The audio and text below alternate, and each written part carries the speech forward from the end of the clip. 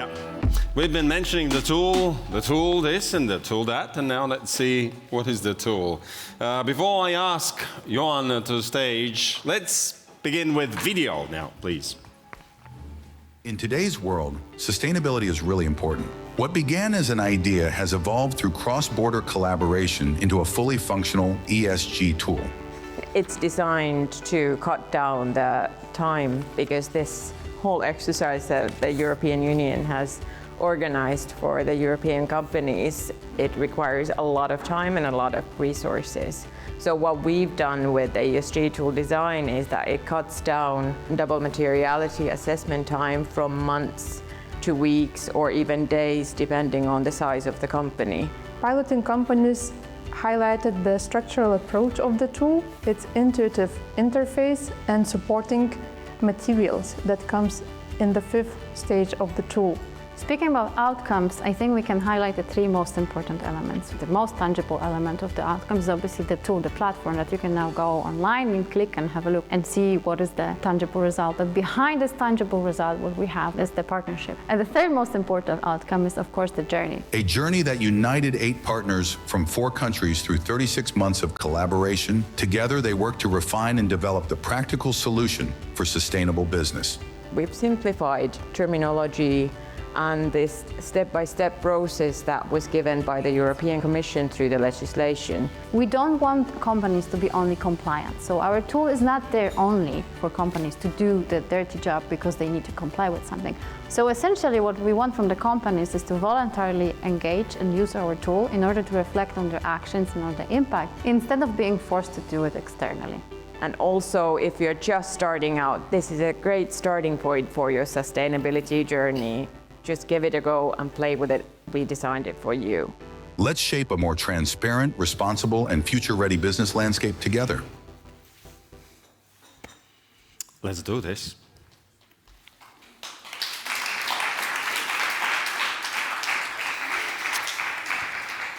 Well, now let's welcome lead project manager of the ESG tool at Ministry of Economic Affairs and Communications of Estonia, Joanna Anjon. Welcome. Thank you. Yeah. Some fans in the audience. I have practiced with them before, it was agreed. That's how it's done. But hello, everybody. So happy to see you that so many of you are still here after the lunch. And now I have honor to talk about why you came, basically. I will try my best to give you an overview of what we have done in the last 3 years. What is the ESG tool? And before I get to the tool and try to explain you a bit about what is the tool, I will tell you a bit about the Interreg BSR, who have funded our project, and then we will go to the lessons learned. So, what is Interreg? Interreg is a Baltic Sea region fund that has various instruments to fund different initiatives around Baltic Sea region. And the fund has 3 main focuses: the innovative societies, water smart societies, and climate neutral societies. And our project contributes to the innovative societies and collaboration between public and private sector. And if we think about different strategies, we need to keep in mind that it's all part of wider EU strategy. So how EU implements its policies and how we implement towards the change that EU sees that needs to be done in a grassroots level. So EU's Baltic Sea strategy contributes to different solutions, different collaborations between countries, public, private sectors, and our tool is one example of it. And I will give you a bit background on the policy area so that the ones that are interested might get some info for home to think about, and maybe why not try to apply for another great project of your own. So the program countries are the 9 countries, all seated by the Baltic Sea region: Denmark, Estonia, Finland, Germany, Latvia, Lithuania, Poland, Sweden, and also Norway.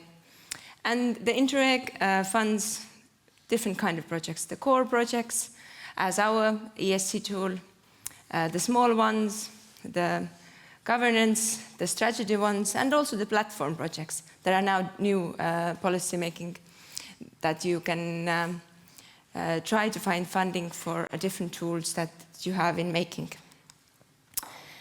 And you can see that innovative societies is the most popular project priority, where is the highest collaboration, and majority of the projects come from that area, as also our project. So in the last period, there were 77 core projects, 30 small ones, and 8 platform ones.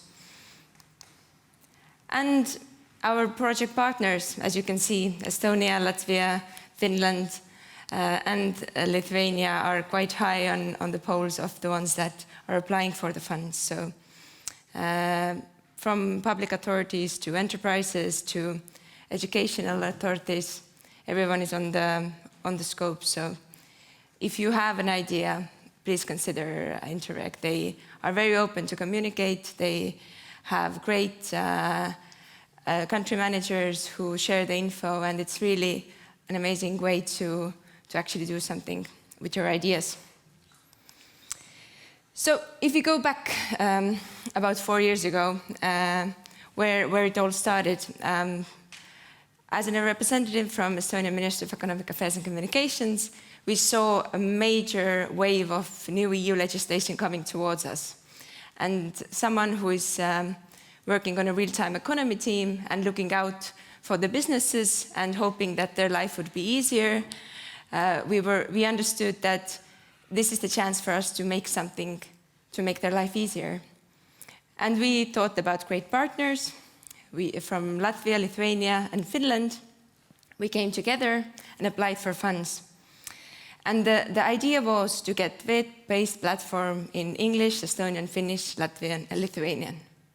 If you asked me 2 years ago, honestly, I wasn't sure that it's actually going to happen. Because thinking back, again, we were faced with the legislation that we couldn't even understand in English, not even to mention to translate it to local languages, and find answers to words that didn't exist. So I'm actually so happy that we are here. We have managed to finalize the ESG tool, and it's actually working, and it's actually something that you can take a look at. And of course, a big part of our project was also piloting among the ICT and service sector and get the on-field feedback. Is it actually needed for them, what we have developed? Because, I mean, we have a great fun club that goes and hangs around teams every week. But in reality, will companies actually care about the things that we have created? So that's why we needed the piloting. And then who we got together in the boat? From Estonia, we had Estonian Ministry of Finance. We got the SWE, Zero Waste Estonia organization, connected with us. Also ITL. Then from Latvia, Varam. From Lithuania, Infobalt. And also from Latvia, Likta. And in addition to that, we had many associated partners who contributed. So all in all, I can say that I'm very happy with the consortium that we have, because even though with such a complex project, you always have different understandings, by the end of the day, everyone had the will that we actually want to do something, and we feel passionate about the change that we are making. So we started. For the first 2 years, we developed the methodology, tried to understand the legislation, waiting for legislation to be published from the Commission side, reading and not understanding much, also opening it, putting it on the side, and then a week later trying to open it again. And through that process, many sleepless nights, we got ready with the ESG tool. So now I will walk you through the tool, give a little glimpse of it, and maybe get you more interested so that you would actually go and check it out, and maybe share with your colleagues. So, what is the sustainability? Why is it important? I mean, we have heard about it all day. It's no news. It's just the way things are now. We used to do things on paper, now we do it online. Sustainability is similar. The way things have changed, we have to comply with new standards, and we have to understand that our actions have impact, have social, environmental, and governance impacts. And it matters because it's the business that you need to promote and the business that you need to sustain for your own company, for your stakeholders, for your partners. And throughout this project, we have had many conversations with different companies, and we have learned that actually, if we don't have the sustainability reporting requirements, companies anyway need to move towards sustainability because their stakeholders are asking for those questions. They're asking for the data. So honestly, it's just easier to go and check it out, the tool, than to swim against the water. So how we designed the tool is that we understood that as the legislation was changing, and we didn't have the final, and even today we don't have the final understanding what will be the end result, we have to make it as concrete as possible, keeping in mind all of the regulatory aspects of it. And this is why the ESG tool is based on an ESRS standards. So European Sustainability Reporting Standards. And we have decided to build up our tool according to that. Just to have some kind of structure of it. Of course, we could have more, we could have SME standard and so on and so forth, but at this stage, 2 years ago, we had to make a decision how to develop it, and this approach was made, and thank God it was made like that, because otherwise today, with different omnibuses, we would have been in trouble. So if you go to the tool, you can see that you can go through the cross-cutting standards and the topical standards, all one by one, learn more about it, and if you move forward, you can find more information about legislation, examples, where to get help, would you need a consultant, and so on and so forth. So a lot of learning material, and I'm sure the ones that have balloted know very much that there's a lot of material. And so, how to use the ESG tool? Basically, if you go in, you go through 5 steps. In the first stage, you map your stakeholders. In the second one, you identify relevant ESR topics through a questionnaire. And after that, in third stage, you will have the IRO assessment. On the fourth, you will identify the IRO results. And then the fifth one, you will have all of the results that you have entered to the tool. And here it's, I think, important again to highlight that this is not a reporting tool. We are giving you the necessary knowledge to prepare for the reporting, to start your journey. You will not get a report by the end of this tool. You will just learn about how the process is going and how to prepare for it. So basically, you go in and you start creating your account. And going back to the results, what to do with this info that you got from the tool? Really up to you. You can make a social media campaign of it. You can you can use it for your sustainability reporting if needed. You can share it with your stakeholders. You can build a foundation and start sustainability journey in your sister companies. You can do it with your partners. Honestly, the plan is however you make it. It's just a tool that will help you to understand the ESG. So now I have talked a bit about what is the tool. So now I can start looking back of the journey that we have had with the consortia and what we have learned. So I will share some bits and bobs about it. You have heard a lot SUS tool and ESG tool. Just to clear that here. SUS tool is the name of the project, and it was the initial idea that we're going to name the tool. But then we understood that SUS for next generation means suspicious. And we don't want to call a tool suspicious tool, especially when you're talking about standards and reporting. So we changed the name to the ESG tool, but the overall logic is that the SUS tool is the project name and then the ESG tool is the tool name. And throughout this 3 years, we have developed, in addition to the tool, as well, a lot of educational materials for our project partners, our members, different institutions. We have carried out many dissemination events, and we have piloted the tool. So it's kind of a life circle of any development. We have done it all. And now, if you would ask me what would I consider the main achievements of the project, I would say, first thing first, it's a free digital platform that you can use. There's no links attached. There's no subscription. Go, just check it out. It's available in English, Latvian, Lithuanian, Finnish, and Estonian, all the local languages, so that this knowledge can transmit it to the local knowledges. It's not very easy. If you think about it, and if you read the tool, it can be tricky, and it might not, all the translations might not sound logical, but this is the best that we can, because we are finding solutions and names to the processes that we didn't know existed in our languages. And also cross-national cooperation between private and public sector. I think, as the previous panel was speaking, is a good example of how we can benefit each other and how we can work together. And then, what are the main challenges?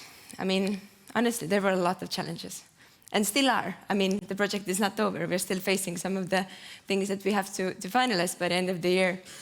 But as mentioned prior, the complexity of the regulation, understanding it and implementing it. You companies did it on your own as well and struggled. We did the same. And by the end of it, we actually find answers to questions that we didn't know even existed. So the learning curve has been massive. Also, a lot of sleepless nights and so on, but still, I'm very proud of the consortia that this was achieved, because it's not easy, especially if you're talking about projects. This kind of detail achieved was a big win for us. And connected to that, keep the methodology relevant, because the regulation side is always changing.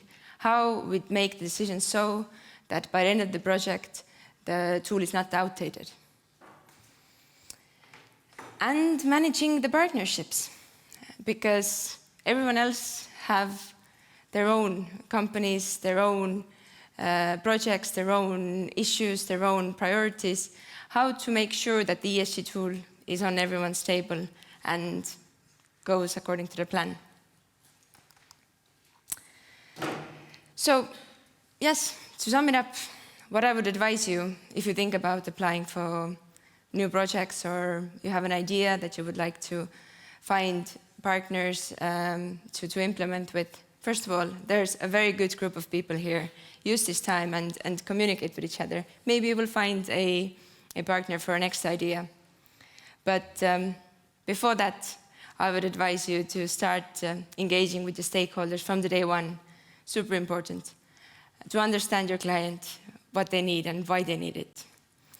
To choose the organizations well that you're going to work with, because you're going to work with them for years, every day, trying to find solutions. And I think for us as well, especially in Baltic Sea region, it's a great strategy to work under, as the countries are very similar, the work ethics of the countries are similar, and also we are in the same time zones. And it's easier to have one-on-one meetings that are also super crucial to get things done, because we all know how we work in teams. Sometimes, you get distracted. And yes, project planning from this day one. How are you going to bring the results? How are you going to make it done? And once you have an idea, just try, just apply. You can apply 3 years in a row if you don't get the funding, but once you will get, and you will learn with the process. Communicate to the strategy, reach out, attend events, BSR has a lot of open call webinars. Just get contact and find a way to achieve your goals. And if you want to know more about the ESG tool, go check out our website, LinkedIn, and hopefully find the ESG.EU as well. Thank you. Wow. It's like minute in minute. Yeah, Johan, we can see that it's such a great thing to have so positive face of the tool. And, well, not every day. I have my moments. But we can hear from the fan base that those moments are rare. So once again, a round of applause to Johanna and her fan base. Thank you. Thanks.